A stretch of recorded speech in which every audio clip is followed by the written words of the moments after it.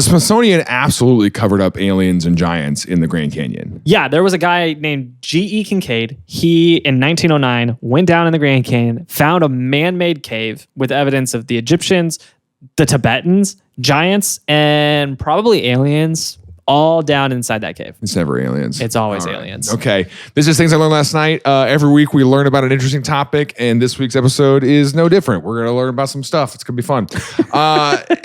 This weekend,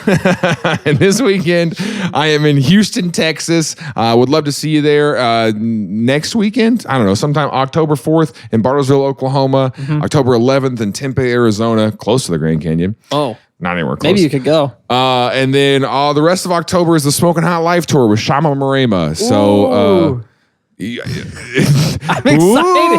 So stupid. I'm going. I got tickets. All those are on my website. If you go to jeremyers.com/shows, would love to see you there. Whatever, dude. Let's get to the episode. Hey, man. What's up? Have you ever heard of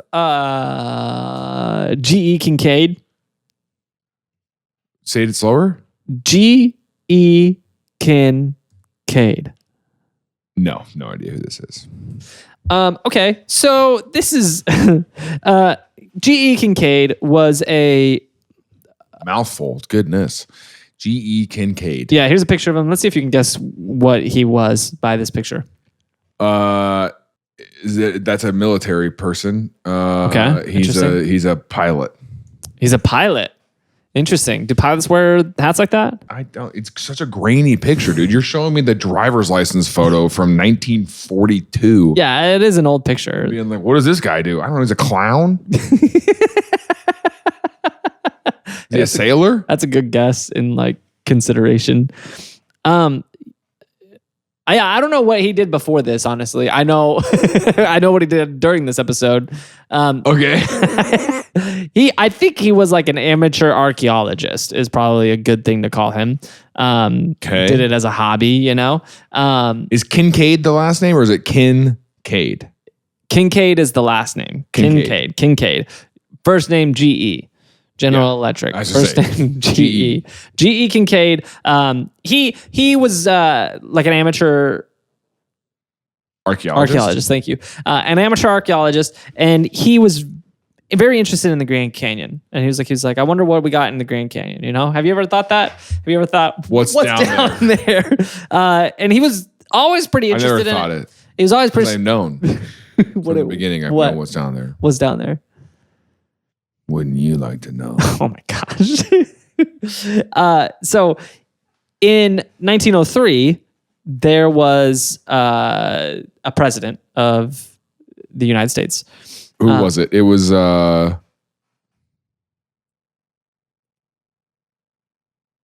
James Buchanan. Close. Theodore Roosevelt. Theodore Roosevelt went to the Grand Canyon in 1903, and he was like, this is a cool place. Yeah. Which he's right. It is a cool place. And he said, we should make sure. We've been. Yes, we have. Yeah. He said, we should make sure. He was like, this should be a national park, and the McDonald's here should be cheaper. He said, we should make sure no one messes it up. Yeah. And so he was like, let's make part of it open to the public and let's ban the public from the rest of it. Let's make it to where it stays not bad. And so he's going through the process of putting together this bill. And G.E. Kincaid hears about this and he says, like, oh no, my archaeology. I got to make it bad before I'm not allowed to anymore. He says, I got to go be bad in a national park. Bad in a national park. I'm being bad in the Grand Canyon. Being bad in a national park. I'm trying to be bad in the Grand Canyon. So we have all national parks merch that you can buy on our store that just says being bad at Yosemite or being bad in the Grand Canyon for you to wear on your family trip. Oh, just being bad. Just being bad. That's great. Can we do just the not good national parks?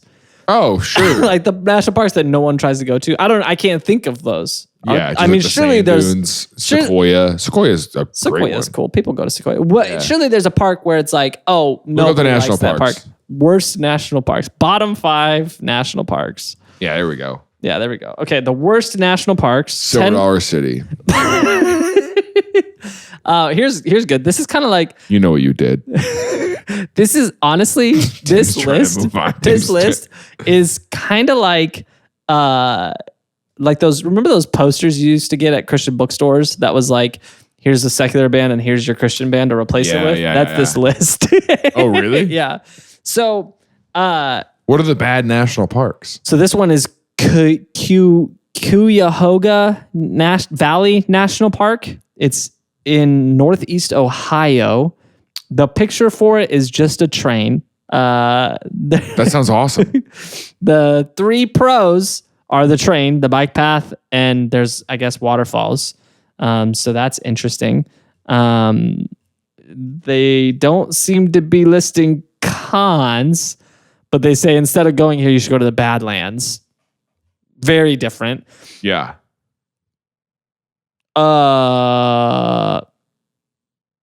Apparently the St. Louis Arch is a national park. I didn't know that. It's not. It says Gateway Arch National Park. So, I mean, That's the worst one for sure. that is, I mean, the Gateway, going up in it is a cool thing to do once. But looking at it from anywhere in St. Louis is just as good. That's also true. It's also not it's not, it's not, you guys know that St. Louis Arch isn't natural, right? You guys know God didn't make that. There's like it's not real. People don't believe it, but it's like a legend, like a wives' tale in St. Louis. Okay. That the arch is like a weather machine and it prevents storms from hitting St. Louis. Because it happens fairly regularly where a big storm's coming through St. Louis and it like literally like wraps around downtown. The storm will break up and wrap around. So everyone says it's the arch. People say that the arch, like the shape of it, the wind hits it and gets curved out and doesn't. You don't understand how wind works. Oh yeah, we just got to make a giant croquet things and then we'll be good to go. Yeah, everyone's like, I don't know, I live in St. Louis. Yeah, those are the same people who think windmills cause cancer, dude. Yeah, most of these, honestly, like. Yeah, so the Gateway Arch is the worst one. Yeah, easily the worst one. You can go be bad at the Gateway Arch. I haven't heard of any of these. That's pretty normal, though. Being bad at the Gateway Arch, pretty sick. Yeah, a lot of these are pretty normal. So the worst parks ranked, Gateway Arch is actually number 1. Then Congaree, Cuyahoga, Indiana Dunes, Isle Royale, Hot Springs, Mammoth Cave, Shenandoah. Hot Springs aren't bad. Wind Cave, Mammoth Cave isn't bad. Yeah. So those are the worst. According to them, their best that you should replace these with are Yosemite, Acadia, Zion, Olympic, Rocky Mountain, Lassen. Oh, just the best ones? Channel Islands, Sequoia. Oh, yeah. Don't go to the Gateway Arch. Go to Yosemite. Yeah, dude. I live in Missouri. Yeah, duh. Oh, yeah. Sorry, I'll just go to Yosemite. The worst thing about this, so they have like a graphic. And so they've got, it says the thing, it's got a picture of it, the park, and then it says the problems with it listed underneath and bullet points. Yosemite packed. So, no, it's the worst. So Gateway Arch, number 1, worst park. The 3 bad things are urban scenery, no wildlife, limited activities. Here's the thing, there is wildlife at Gateway National Park, and it is stray cats. Oh, wait, yeah? Yeah, lots of stray cats. Oh, shoot. I'll tell you what's in Yosemite, what wildlife is out there. Yeah. None. Zilch. Not an animal. Yeah. I expected to see way more wildlife. Yeah, that's fair. That's fair. Where were they? Were the animals? Yeah. Away from where the people are. I want to be away from where the people are. That's the song. Okay, more realistic. So That would have Kincaid, been her fish side singing. the whole movie, she's conflicted with her human on side her shoulder, and the her fish side. shoulder, and her fish side's like, we got to get away from these people. Blah, blah, blah, blah, blah. Right? Blah, blah, blah, blah, blah. I mean, that is what the movie is, though. She got Flounder, who's like, I'm a fish. And, I guess it and is. then she got Sebastian, who's like, you should kiss that boy. You know? And the crab really wants the crab is like, I want to watch y'all kiss. You should kiss that cop. Kiss the cop. Yeah, that's Oh. a weird movie. Now that if you think about it, if you really start to if you start to make it weird in your head, it's weird. if you make it weird, it's weird. It's weird. Okay, anyway. So G.E. Kincaid says, Yeah. okay, hey, look, Roosevelt. There's gonna start being rules. Yeah, Roosevelt's trying to take away the Grand Canyon from me, so I need to get there before he can do it. Sure. And so he finds an archaeologist, like a real archaeologist, that goes by the name of Mulhattan, because that's his last name. This is Mulhattan. He doesn't have any real pictures taken of him, just this drawing. This one that looks like it's supposed to be on $1. Yeah. Yeah. He's got a beard that's very big beard, but it's not a like goatee. It's a goatee. Yeah, it's a goatee. Yeah. This is David Crowder in 2008. Yeah, that's actually pretty accurate. Yeah. Well, Without the hair. Without the hair. Yeah, I was going to say the same thing. And he's wearing a suit. We know Christian He's culture. wearing a suit. We should be this is a Christian podcast. So they get a boat. Celsius Energy. So they get a boat and they say, let's go down the Colorado River Yeah. and let's go through the Grand Canyon and let's Be bad. see if we can find some archaeology. Yeah. And so they do just that. They're riding through. They're rowing. They're boating, and then Floating. They're on a float trip. They've got little floatsies. They got their cooler of beers. yeah. Coors Light because it's. Or Kurz. Yeah. I don't know if Kurz was around then. You say Kurz? Yeah, that's how you say it. Dumb. Kurz. Okay. Get out of my Kurz. Yeah, I'm a Kurz.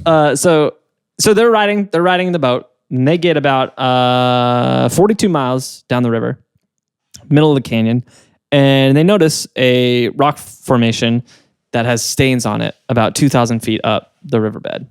And, Stains. Yeah. And so like someone must have spilled Coors over there. We're out. And no, so they said that's interesting. Let's go take a peek and see if something interesting is going on there.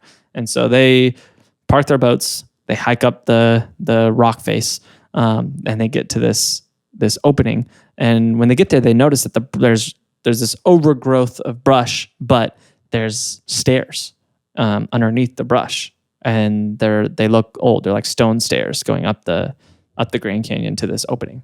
Okay. And so they get to this opening, and they describe it as being like big enough for like a handful of people to walk side by side in this opening. It's a decent size, like a atrium, if you will, cave atrium entryway. Okay. And they walk in. A lobby. Yeah, a lobby. Yeah, no receptionist. Well, there was one, but she's dead. She died a long time ago. Or probably. he. Sorry. Yeah, could have. Yeah, we don't know when. Yeah.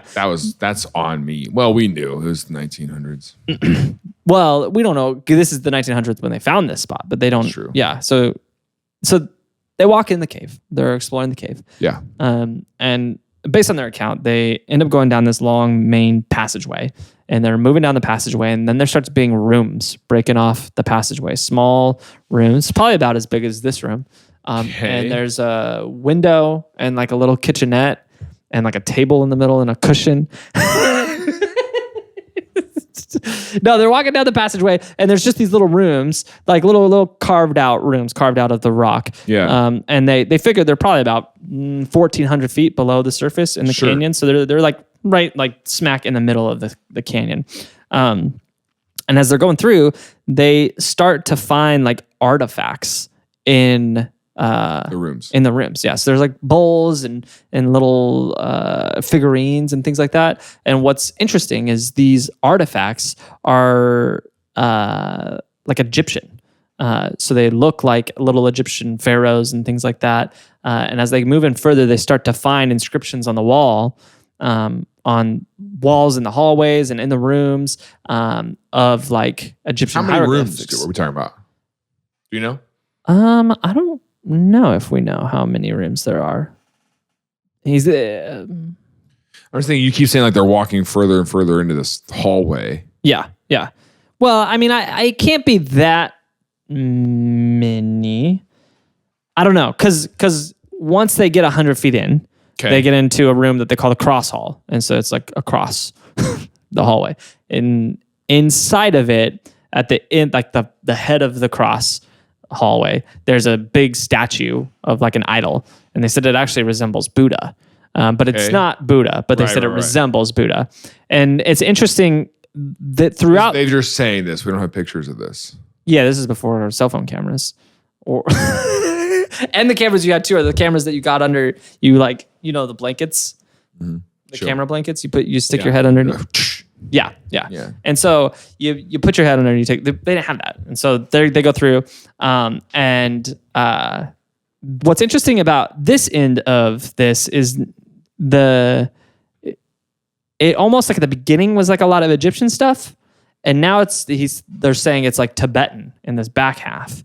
Okay. And so, but it's not. I think it's important to say too. They were saying it resembles. So this resembled Tibetan stuff. This resembled Buddha. This resembled Egyptian stuff, but it wasn't like clearly Egyptian stuff. You know what I'm saying? And so they go through. They find a crypt, and there they find like actual like tombs, and there was bodies in there. There was mummies in there. And then let's see. They found no bones of animals, but they have found like skins from animals, no actual clothing, but like skins and stuff like that. And so they theorize from walking around in there that there was multiple rooms of different varying sizes. And through that, they think that there was a possibility, they don't know for sure, but they think there was a possibility that this cave system could have housed upwards of 50,000 people on the high end. So it's a fairly large system of caves with rooms and common areas and spaces. I don't know. I don't think they gave us a point of like how many rooms there were. But so for 50,000 people? Yeah, so it had to be pretty huge, I think, right? Okay. Hey, if you've been watching for a minute and you like this show, a great way to help out is by becoming a Patreon supporter. Our patrons get a ton of perks for their support. They get ad-free episodes a week early. They get a Discord with our hosts and producers. We do monthly hangouts. There's a way to get birthday messages on your birthday. There's a lot of great perks, but more than anything, you just help make sure that this show continues to happen forever. We never want to stop. We're going to keep doing this forever. If we have enough patron supporters, we can put our brains in those little vats and like have AI pretend it's us. And so like we can keep doing it long after we die. But that only happens if you support us on Patreon. So we appreciate your support. Thanks for your help. If you don't want to support, that's totally fine. Thanks for being here. We really appreciate you watching this show. And so they go home and they they reach out to a local paper in Arizona that picks it up called the Arizona Gazette. And they publish this. This is in 1909. They published this paper. I want to also highlight in the middle here this headline. Jordan is enthused. Who's Jordan? I don't know, but he's enthused about this. And it's this article that outlines their experience that is largely just quotes from these two about what they saw in here. So this becomes fairly large news in the area. Right. And allegedly, pretty quickly after this, the Smithsonian steps in and says, no. You didn't find any of that. Yeah, they're like, you didn't see anything. You actually, what you saw is you were never born. So the Smithsonian comes in and is like, oh, that's not true. There's no cave and none of that stuff is real. It doesn't exist. And they like hush it. Allegedly, after this, pretty quickly after this, they do shut down this side of the canyon. You can't visit this side of the Grand Canyon anymore. And as the story goes, the Smithsonian did go out there and they did start a dig out there, but no one's allowed there unless you're like actually a Smithsonian person. Yeah. And I they're am not Smithsonian, by the way. It's in my blood. Of Smithsonian heritage. Yeah. Okay, good. And so what the story... Smithson a last name? Is that why is it Smithsonian? What's the Smithsonian named after? What is the Smithsonian named after? James Smithson, actually. Great. I'm going to change my last name. Yeah, he was a British scientist who left his estate to the U.S. And they were like, cool, we're going to call it Smithsonian. Did he live in Washington, D.C.? I don't think so. I don't know. Let's do an episode about Smithsonian. Yeah, if it's interesting. It's not. That's never stopped you before, though. So we're halfway into this story. So the storyline is that the Smithsonian picked it up and said, Right. oh, we can't let people know that maybe the Egyptians or the Tibetans were in the Grand Canyon with a civilization there at some point in history when they didn't cross the ocean. And so that's the storyline here. Sure. What's interesting is a couple things. One, there's a legend from the Hopi tribe. This is actually this legend is mirrored in a handful of native tribes, but the Hopi has like probably the most concrete in relation to the Grand Canyon. Okay. And so their legend basically says that like their creation myth is that humanity lived in the earth and they came up out of the earth, and that's where we came from. And the storyline is they came up out of the Grand Canyon. That was where we came from. And so we were like kind of like mole people, and then we came to the earth, and then we grew normal eyes. Yeah. I mean, moles have weird eyes, right? Yep. They're blind, right? Are they blind? Are moles blind? Are moles blind? I think moles are blind. Alex? I know they're blindfolded. Moles are not blind, but there is a blind mole. You're thinking of bats. But it's not blind. Okay. Do you think that's why they were just putting holes in your yard? Because they're like, I can't see. They dig for enough and they go, oh, air. Maybe.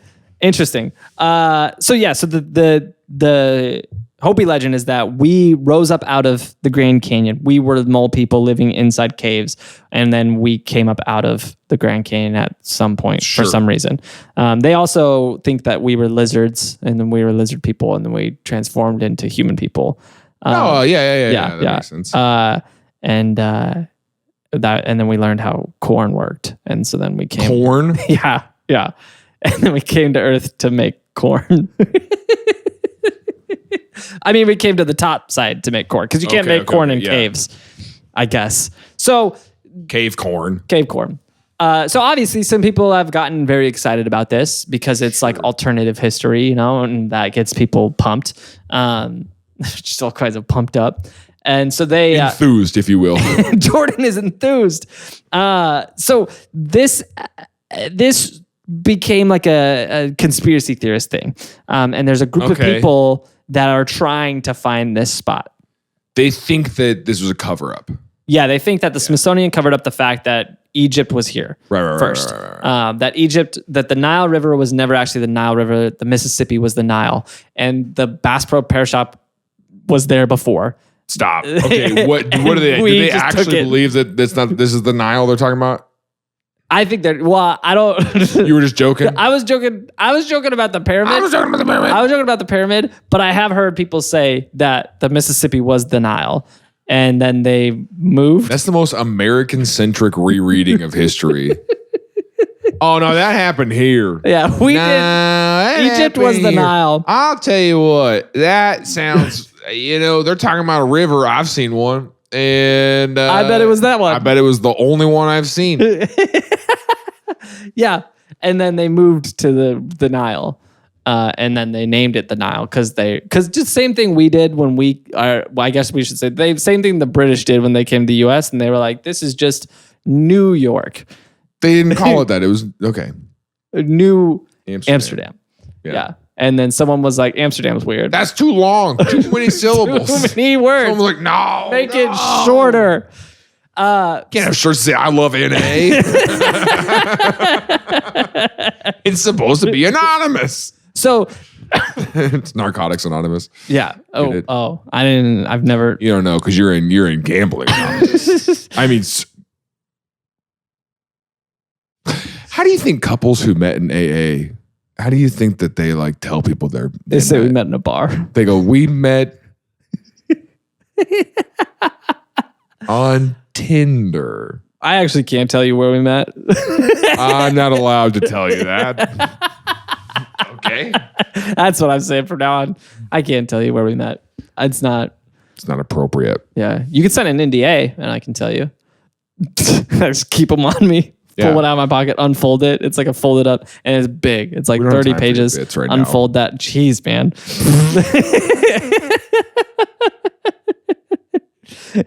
So there's this group of people who've been looking for it.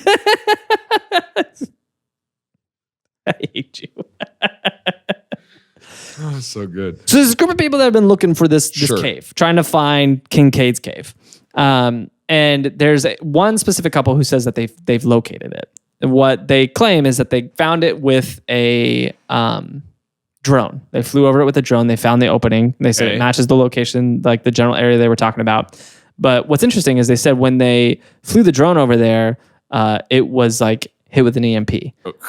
Yeah, and it crashed, and they lost it. Oh yeah, we don't have picture proof of it. You just gotta trust my eyes. And they so then they said that they went to go. How much of the recover it. Grand Canyon's closed? Like, where is the public allowed to go versus where we tried to go that one time? Remember we were driving in the middle of nowhere? Yeah, it's an interesting thing. I think that here's the thing about the Grand Canyon being closed. I think technically speaking, like you could get anywhere in the Grand Canyon. Okay. But like there's areas where it's like there's trails, you know, and like that's where they want you to go. But like if you went off the beaten path, like theoretically you could go anywhere. I don't think there's fences. They can't stop you. Yeah, but they won't save you. I think that's the bigger thing is like because while watching this, I saw a lot of people talking about like they closed it off because what they claim is that it's dangerous. Yeah. And the video I watched of this, he was saying, he's like, well, they let us do dangerous stuff all the time. They let us eat food with microplastics in it. They let us drive cars. They don't care about if it's dangerous. They're clearly hiding something. But I think what he's missing is it's not the fact that it's dangerous for you. They don't care if you get hurt. What they care about is that they have to go help you if you get hurt. That's true, and so like we can't put our people at risk trying to save your stupid butt. Yeah. Because they know a lot of people will do it. Will try it if they can. Todd, you remember Todd just jumping across the Grand Canyon? Oh yeah. He jumped from rim to rim. That was really stupid. Didn't make it. Yeah. He will be remembered as an idiot. As a dum-dum.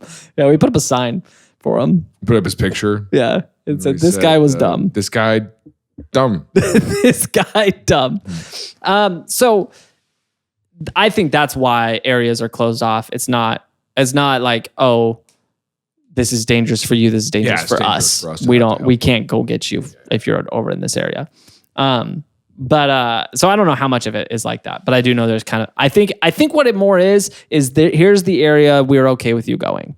We don't really want you going into this area. It's not like it's like, oh, we're blacklisting you from this area. Yeah. But what these people claim is this husband and wife, they went to go track down their crashed drone. And while they were searching for it, there was a Apache helicopter that flew over and was like watching them through their hike and like flying below the rim, which is interesting that it'd be an Apache attack helicopter. No. I mean, I suppose if they got close enough, it could like rocket them. I guess if you don't know what an Apache helicopter looks like, you would just assume that every helicopter is probably an attack helicopter. You'd be like, that's a military helicopter. That's an Apache helicopter. It was a goose. It does make sense that the rescue team would be like, all right, let's follow him. But yeah, let's keep an eye on them.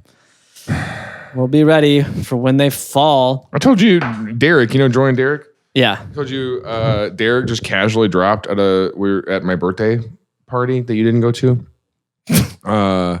That he got helicopter rescued at yeah, I know. And he just said, and he was like, yeah, it's at that time that I got flight rescued. And we were like, hold on. Say that again. Tell me more. Yeah, he was climbing on a thing, jumped down the other side, and then it was one of those things. What thing? Like a playground? No, yeah, like a playground, like a public park.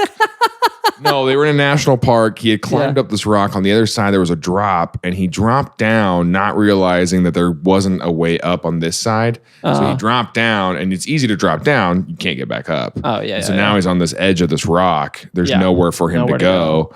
And he's like, so my friends called for help. And then like 15 minutes later, they just hear, and they're like, no way, that's for us. But then someone comes down from the helicopter. Like a basket? Yeah, like the strap. Yeah. The strap, and he's like, okay, I'm coming to you. And they have to like swing back and forth. Oh my gosh. He comes over and he goes, he grabbed under my butt and scooped me up. Jeez. So that's hilarious. That's what I'm saying. And how much did that cost him? Free. No. Nothing. That's what I was saying. That's what my question was. No. That's what I was like. I'm about to get lost in a national park, dude. That's insane to me because an ambulance is like 10 grand. That's what I thought. I thought it would be like, okay, they hit you with a bill now. Yeah, we saved you from the side of this mountain. Good luck. That's bonkers that they just do that for free. It was free. Free helicopter ride. But also, he got picked up in the helicopter and then they just flew away. So all of his friends are on the ground, like, what the heck? No way. Oh, like they got him. Where's he going? Where's he going? They didn't like with a bullhorn be like, meet us at mile marker. They didn't say anything. They just left. And you're like, I guess we'll go find that helicopter. Peace out, losers.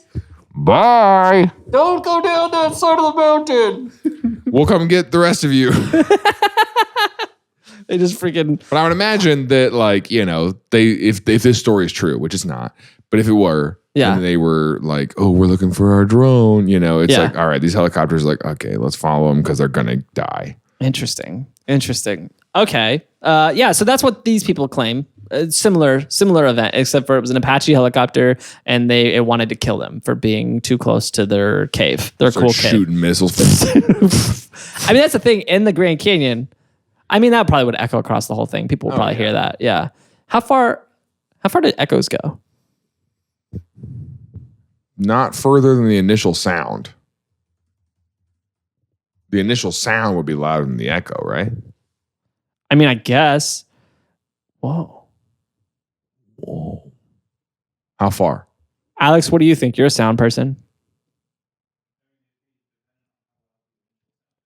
That's what I'm saying. That's fair. Because if you go,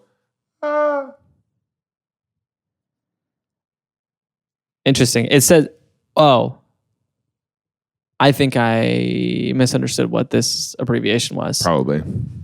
Yeah, that makes sense. So. No, don't tell us. Okay. All right.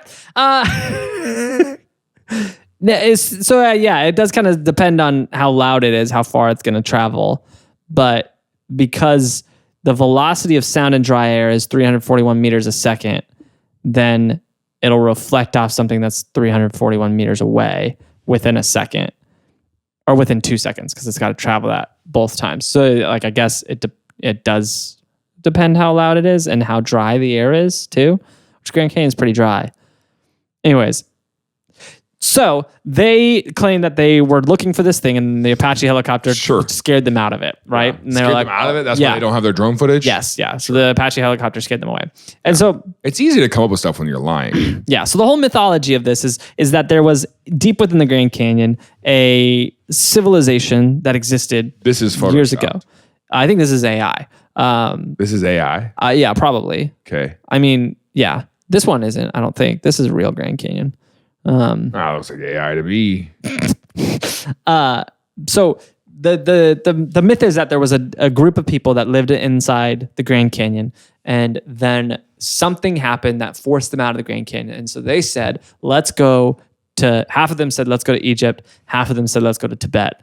And then... Oh, that's the theory. Yeah, and then they built their stuff. And then that's where their culture kind of morphed slightly into what we know. Let's cross the sea. Yeah, of what we know of is Egypt and Tibet. And some of them, though, did go become Hopi, the native tribe. Okay. Because that's where the myth came from. Right. After they turned from lizard people to humans. Hey, thanks for checking out this episode. Wanted to let you know real quick, we have an email list, and it's not like hey, we're going to send you our merch and new episodes all the time. We actually give you updates on these stories as we find out about them. So a lot of our episodes we've done a couple years ago now have updates, or the person the topic was about passed away or was caught by the police, or whatever updates we can find on episodes that we've done. We want to let you know about it so that our episodes just aren't, out there out of date.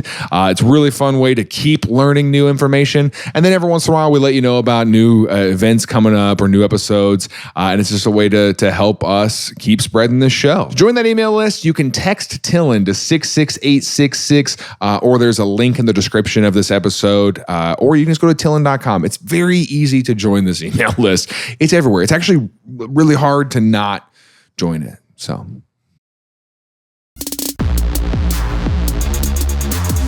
This is, and I think that's like a smaller version of this. A bigger version of this is that Egypt was a massive globe-spanning civilization, and this was one of their cities. Was in the Grand Canyon, and or there was a calamity, and then they built this was like a bunker that they built to survive the calamity deep within the Grand Canyon. Sure. And the Smithsonian obviously doesn't want us to do that because it doesn't work with their storyline. The problem is we don't have any record of any of this. None of I guess we have the eyewitness account, but we don't have any pictures. The Smithsonian's flat out said, no, that's not real. Yeah. No one else has ever made it there. And then a pretty important thing about the Arizona Gazette is it's a tabloid. None of the stories that ran in the Arizona Gazette were true stories. They were all just lies. Oh. And so there's all these people who believe this as if this was like reality and this was like a history that's being covered up.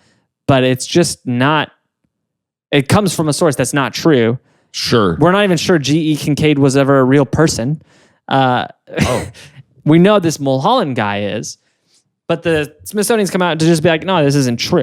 And what's interesting about this, and I think this is an important thing to talk about. I think two things here. That one thing, and I said this recently on like a TikTok, and I got some hate from it and from people in real life who. Okay, I was like, I saw your TikTok. And you're like, what? I didn't like it. I didn't like it. No, They just come up and they go, come here. They just come up and they go, not interested. I don't like what you said in that video. Don't say that. Don't say that thing out loud again. You can say that thing. What was your video? Quiet. I was talking about source criticism. I think. Oh, sure. Especially nowadays, there's too many people who will hear stuff and believe it, or read stuff and believe it. Because here's the thing. I was actually. So I have a thought on this. I saw a thing. It was a good graphic that it was talking about like a lot of the debates in our culture, or like medical society, or like debates that have made it out of the education stream into like the mainstream, and like we're debating about things that we have no right to debate about, vaccine safety, those kind of things, is that the way the media's role has played in this is it would be like 99 scientists say this. Yes. But one scientist says the opposite. And then when you have someone who says the opposite and then someone who says what the 99 say on air together, it makes it seem like the opinion is 50-50. Yeah. But it's not. It's 99 to 1. Yes. Yes. And that's the problem, is that it's so much of our media stuff is in trying to be fair and balanced has created a gross imbalance. Yes. When it comes to important information, historical facts, medical information, those kind of things. Yeah. That's interesting. I've never heard that before. That's a really interesting perspective. Yeah. Because it does like if you hear... When you hear somebody say something, you go, that's just not true. And you go, well, some people think it is. And you go, some people are dumb. Yeah. But like you said, if you have two people arguing the point, and I mean, I'm sure in that situation, they're both like actual scientists. If I'm like, I'm married, and then someone goes, I don't think you're married. And you're like, what are you talking about? Yeah, I'm married. And they go, well, I mean, it is a contested topic. And you're like, some people say you're not. I have a wife. She's at home. And we're like, some people don't believe that. Yeah. And you just have to respect that. Yeah, you have to be okay with the fact that some people don't think that's true. What are you freaking talking about? Well, I think with that scenario, what it does, because if you bring a scientist in and they're the one scientist that exists that disagrees, like they're probably well-spoken and they can argue their point well. And so it makes it seem like... That's what I'm saying. Yeah, that's it's dangerous. not just someone being like, I don't know. Yeah. It's someone being like, it's the Terrence Howard thing on Stinking Joe Rogan, where he's just like, I don't know, man. And he's talking to a person who's dedicated his life to math. Yeah. And is like, actually, you and I are on equal playing fields. And yes. it's like, you're not. You're not. Not even close. Yeah. But so that's an interesting point. What I think the TikTok I made was about was we see stuff like this article. And if you read this article by itself and you look at it and you realize it's from a newspaper in 1909, that's all you know about it. You read it and you're tempted to trust it. I think this happens a lot with Russian propaganda. Well, that. But what I was going to say is the CIA's website. They have their FOIA page where you can search stuff on FOIA, and they have all these documents on there. Just because something's in there doesn't mean it's true. Like And Yeah. the CIA is not even claiming the stuff in there is true. They're just documents. The vast majority of what's in that actually is from bin Laden's computer. And we just took all the files from his computer. And so a lot of them are crazy things that bin Laden believed. Right. And we didn't go, like, they didn't go annotate and be like, by the way, this is kind of crazy. This is like, what they just bin put it Laden- in there and then it got FOIA'd. And now people are finding that stuff and thinking that because it's on the CIA's FOIA reports, that the CIA is like, this stuff's real. Right. And I think people need to do, especially these people on the internet, need to do a better job of just check the source a little bit. Well, but have you seen, I said Russian propaganda. Have you seen what's actually happening where they will create websites that's like we have the Los Angeles Times, but they'll create like the Los Angeles Tribune. Yes. And they'll make a full website that looks like a real Very newspaper. similar. Yeah. When you start clicking links and going into back pages, it's like lorem ipsum. It's just nothing actually makes sense. But they'll post a story that's just slightly different from the truth or like warped or whatever. But people will share that stuff because they didn't go to the rest of the website to actually look at the source. Yes. But they go, yeah, it's the LA Tribune. And it's like, we don't have that. We That's don't have not an a LA thing. Tribune. Yeah. Yeah. You know? People are easily fooled by that stuff because it looks believable.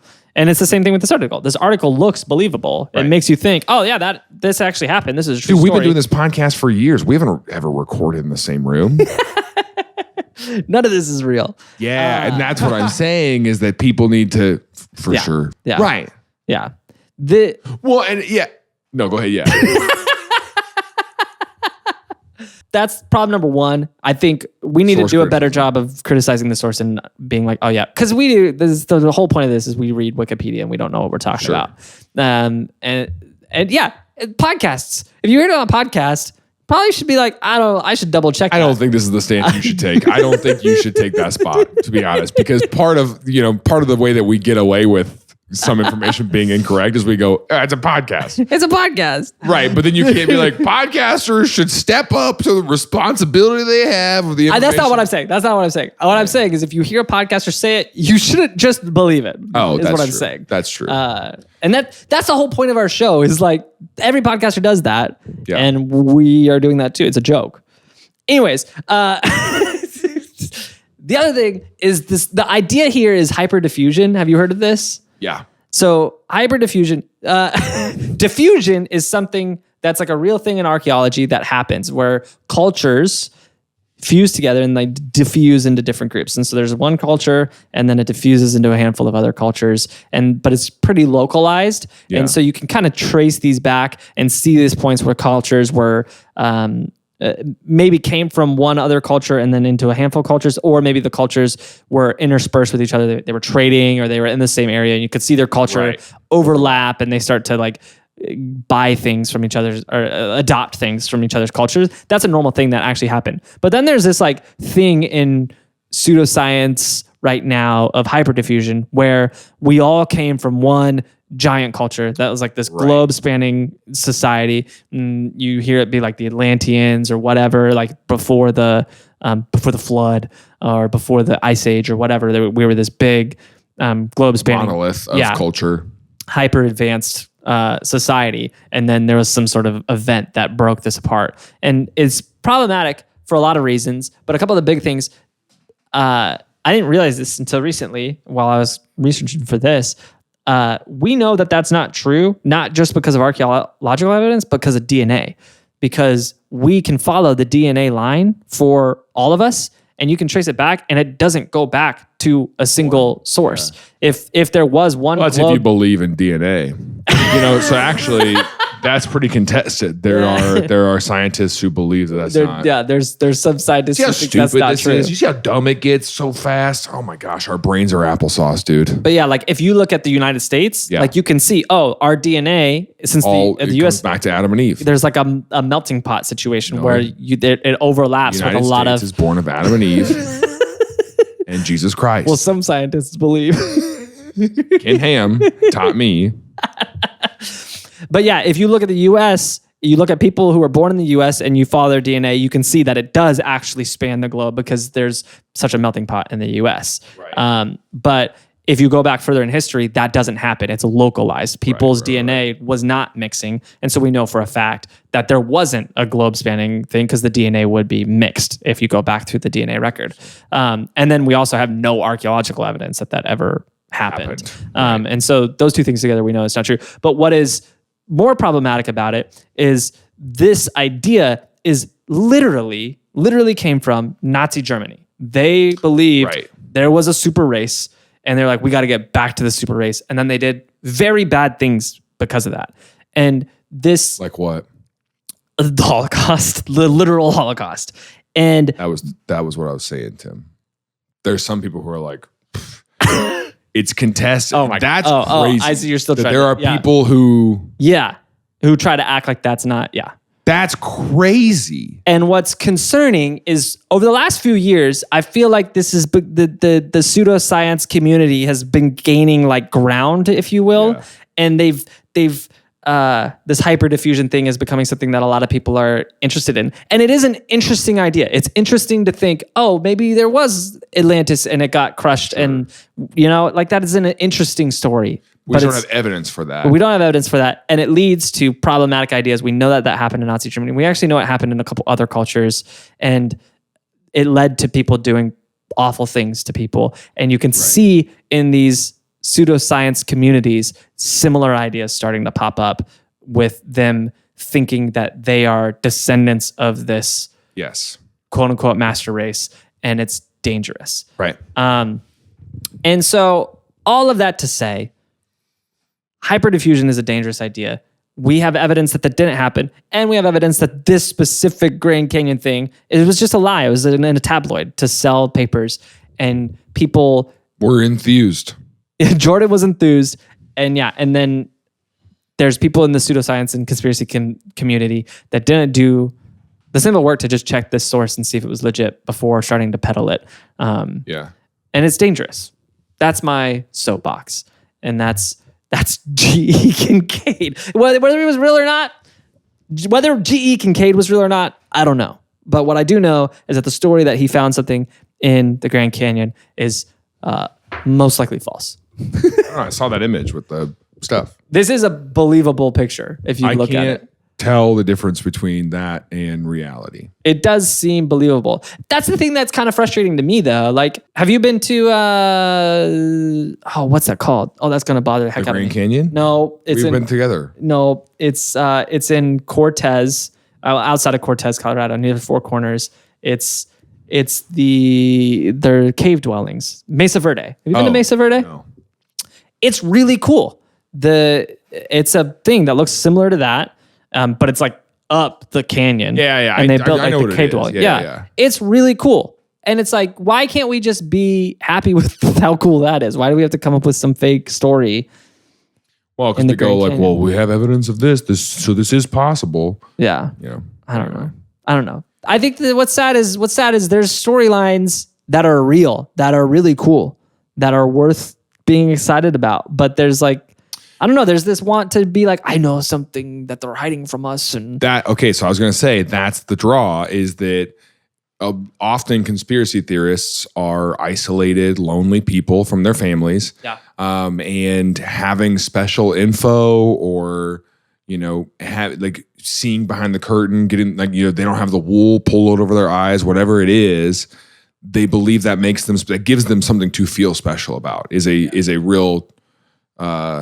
Source of why some people fall into conspiracy theories. Same thing of like, certain political groups or something that promises a involvement in something bigger than yourself. Yeah. Because many of these people are not involved in their family, which would typically be the thing that is bigger than yourself. Yeah. And so because it's your weird uncle who's distant from your family is not part of the thing that's bigger than himself. Yeah. So he has to look for other things, which then often leads to being a part of weird fringe conspiracies, or that's also where weird little side groups come from. Yeah.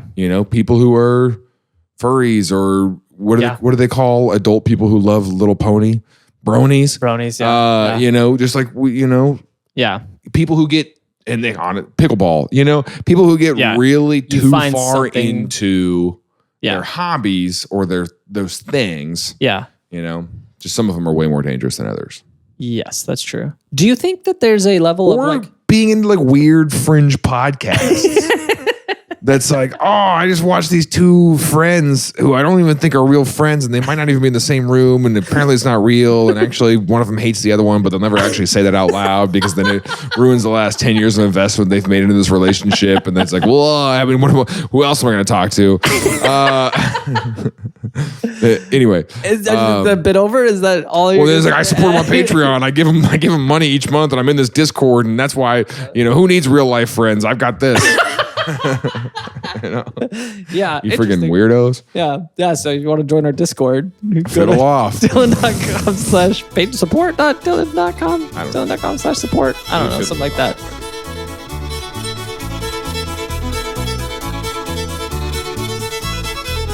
Hey, thanks for watching this episode. If you like it, you should check out Project Looking Glass. It's an episode we did a little while ago about another crazy, hard-to-believe conspiracy. It's pretty big, and it's pretty wild, and it's pretty nuts. And so we kind of talked about the whole story, broke it down. It's a fun episode. You should check it out. And if you want to see next week's episode, you can watch it right now on Patreon. Our Patreon supporters make this show possible. We appreciate them all so much. But we also give them a lot of great perks for the support, like seeing every episode a week early ad-free. You get access to our Discord with our hosts and producers. We hang out every month on a video call on Discord. We play games together. It's a blast. But if you don't want to do that, that's totally fine. You can subscribe right here on YouTube or whatever app that you're listening on. You can leave a comment, a review, hit the bell icon, all those things that the YouTubers tell you to do, because it really does help a lot. That's a great way you can help our show.